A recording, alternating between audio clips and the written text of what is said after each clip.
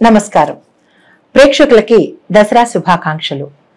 ఈ దసరా నవరాత్రులలో ఏ రోజు ఏ అమ్మవారు, వారి విశిష్టత ఏంటి, అవతారాలకున్న ప్రత్యేకత ఏంటి అనేది ఇప్పుడు చూద్దాము. ఈ రోజు అమ్మవారి అవతారాలలో స్కందమాత 5వ రోజు స్కందమాతగా అమ్మవారు దుర్గాదేవి అవతారాలలో ప్రసిద్ధి చెందారు. అయితే ఈ నవరాత్రుల్లో శుద్ధ ఆశ్వయుజ పంచమి నాడు ఈ అమ్మవారిని మనం పూజించుకుంటాం స్కందమాతగా. 4 చేతులతో ఉండే ఈ స్కందమాత దుర్గాదేవి సింహవాహనంపై ఉంటుంది. చేతిలో కమలము, జలకలశము, ఘంట ఉంటాయి.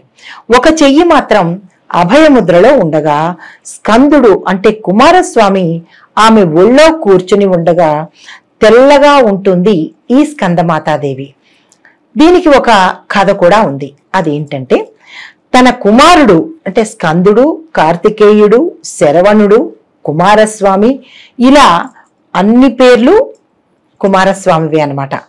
తన ఒడిలో కూర్చుని పెట్టుకున్న దుర్గాదేవి స్కాంద పురాణ ప్రకారము కుమారస్వామి ఆవిర్భావం గురించి వివరంగా చెప్పారు. శివపార్వతుల వివాహానంతరము ఎన్నో మన్వంతరాలు అంటే కొన్ని వేల కోట్ల సంవత్సరాలు సంతోషంగా గడుపుతూ ఉండేవారు. వారిద్దరికీ శక్తి ఒకటైన తర్వాత వచ్చిన పిండం త్వరగా బిడ్డగా పుట్టాలనే దురుద్దేశంతో ఇంద్రుడు ఏం చేశాడంటే, ఇతర దేవతలతో కలిసి తారకాసురుడికి దొరకకుండా అగ్నిలో దాచేస్తారు. ఆ పిండముతో కలిసిన అగ్ని ఒక గుహలో దాక్కుంటారు. ఈలోపు శివ తేజస్సు భరించలేని అగ్ని గంగాదేవికి తీసుకెళ్లి ఆ పిండాన్ని ఇచ్చేస్తాడు. ఆ తేజస్సు భరించలేని గంగాదేవి ఆ పిండాన్ని తీసుకెళ్లి ఒక రెల్లు పొదల్లో దాచేస్తుంది. అప్పుడు ఆ పిండాన్ని 6 కృత్తికలు పోషించగా కుమారస్వామి పుట్టాడనమాట. అయితే ధ్యానం నుంచి బయటికి వచ్చిన పార్వతీదేవి తన పిండం అగ్ని దగ్గర ఉంది అని తెలుసుకుని తన తేజస్సును దొంగతనం చేసిన దేవతలకు ఇక పిల్లలు పుట్టరు అని శాపం పెడుతుంది. తన పిండాన్ని తన దాచుకున్న అగ్ని కూడా ఎప్పుడూ మండుతూ ఉండాలని, ఇది మంచి ఇది చెడు అని లేకుండా ఇష్టం వచ్చిందంతా కాల్చేయాలని అంటే మండుతూ ఉండాలని ఆ తల్లి శాపం ఇచ్చింది. ఇంతలో అక్కడికి వచ్చిన శివుడు ఆమెను శాంతపరిచి కుమారస్వామి పుట్టిన వైనాన్నంతా ఆ తల్లికి వివరించి, కృత్తికలు పెంచినా కానీ ఆ కుమారస్వామి మన బిడ్డే అని చెప్పి అమ్మవారిని శాంతింపజేస్తాడు.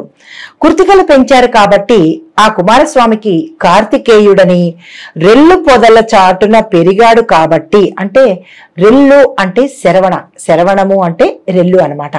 కాబట్టి శరవణుడు అనే పేర్లు ఆ స్వామికి వచ్చాయి. ఇలా లోకమాత అయిన పార్వతీదేవి కుమారస్వామికి తల్లి అవుతుంది. పెరిగి పెద్దవాడైన కుమారస్వామి తారకాసురుణ్ణి శివపార్వతుల బిడ్డ వల్లే మరణం లేదు అని తెలుసుకుని అతనిపై యుద్ధం ప్రకటించి దేవతల సేనకు అధ్యక్షుడైన ఇతన్ని సంహరించడానికి సిద్ధమవుతాడు.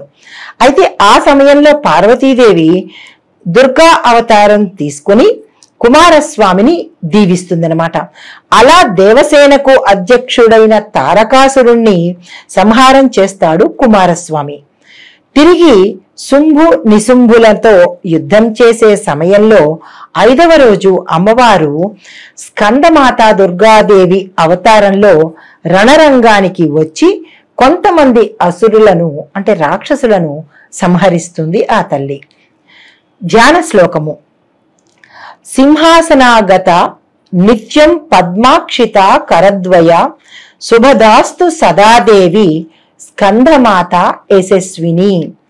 5వ రోజు అమ్మవారు ఈ రోజు అమ్మవారికి ఇష్టమైన దద్దోజనాన్ని నైవేద్యంగా సమర్పించి ఆ తల్లి ఆశీర్వాదాలు అందుకోవాలని ఆశిస్తున్నాను.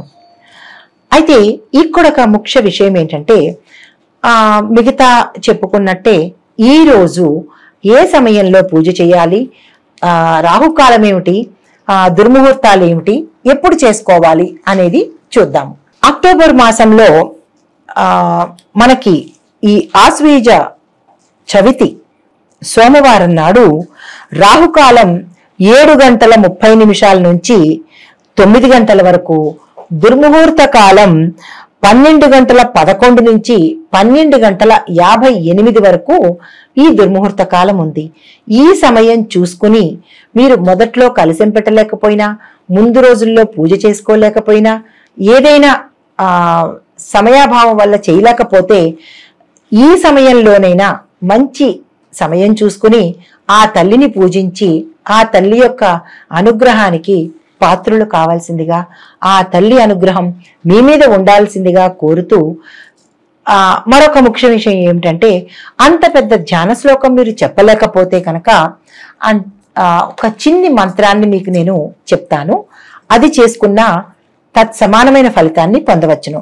ఓం ఐం హ్రీం మహాలక్ష్మి నమః అని ఈ రోజును కనుక మీరు ఆ తల్లిని ధ్యానం చేసినట్లయితే మీకు అన్ని విధాల శుభం చేకూరుతుంది. తదుపరి అవతారము శ్రీ సరస్వతీదేవి అవతారము, 6వ అవతారము.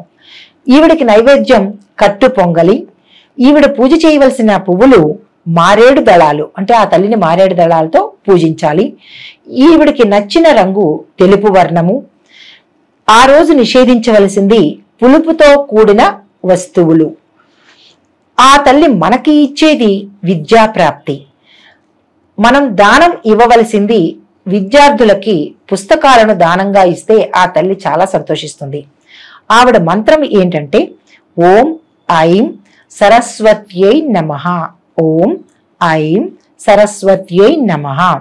తదుపరి అవతారము 7వ అవతారము దుర్గాదేవి. ఆవిడకి ఇష్టమైన నైవేద్యం పులగం, కదంబం. ఆవిడికి ఇష్టమైన పువ్వు మందార పువ్వులు. ఆవిడికి ఇష్టమైన రంగు ఎరుపు రంగు. ఆ తల్లికి నిషేధించవలసిన వస్తువులు ఇష్టమైన వస్తువులు, అంటే ఆ రోజు మనం ఏదైతే మనకి ఇష్టమో అవి మనం వదిలేయాలన్నమాట. ఆవిడ మనకి ఇచ్చే ఫలితం ఏంటంటే శత్రువుల మీద విజయాన్ని మనకి ఇస్తుంది. ఆవిడకి అంటే మనం ఆ రోజు ఆ తల్లికి గాని గుళ్ళో గాని ఇవ్వవలసినది ఎర్రని చీరని దానంగా ఇవ్వాలి. ఆ తల్లి యొక్క మంత్రం ఓం దుమ్ దుర్గాయై నమః. తదుపరి అవతారము 8వ అవతారము మహిషాసుర మర్దని అవతారము.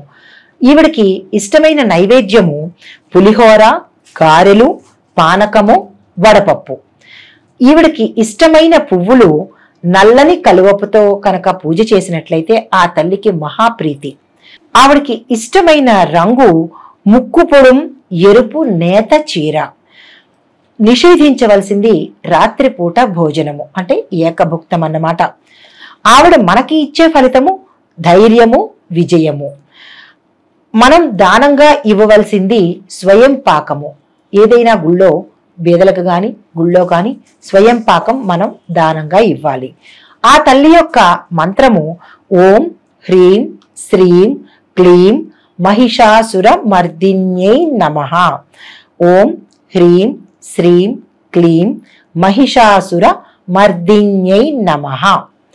తదుపరి అవతారము శ్రీ రాజరాజేశ్వరి అవతారము, 9వ అవతారము. ఆ తల్లికి నైవేద్యంగా శాకాన్నము పెట్టాలి. ఆ తల్లికి ఇష్టమైన పువ్వులు ఎర్రని పుష్పాలు. ఆ తల్లికి నచ్చిన రంగు ఆకుపచ్చ. ఆ తల్లికి మనం నిషేధించవలసిన, అంటే పూజలో కానీ విడిగా కానీ నిషేధించవలసింది గుమ్మడికాయను ఆ రోజును మనం నిషేధించాలి. తదుపరి ఆవిడ మనకి ఇచ్చేది ఏంటంటే శక్తిని, సౌభాగ్యాన్ని మనకి తిరిగి ఇస్తుంది. అయితే ఆ రోజు మనం దానంగా ఏది ఇవ్వాలి అంటే పూలమాలలు మనం కొని లేదా కట్టి గుళ్ళో కానీ ఎవరికైనా ఇంట్లో కానీ ఎవరికైనా దానంగా పువ్వుల మాలలు సమర్పించాలి. ఆ తల్లి యొక్క మంత్రము ఓం హ్రీం రాజరాజేశ్వర్యై నమః. ఇవి మనం శరన్నవరాత్రులలో ఈ తల్లిని ఏమి నిషేధించాలి, ఏమి సమర్పించాలి, ఆ తల్లి మనకి ఏమిస్తుందని క్లుప్తంగా మీకు తెలియడం కోసము, పాటించడం కోసము యథాశక్తి నేను చేసిన ప్రయత్నము. నమస్తే.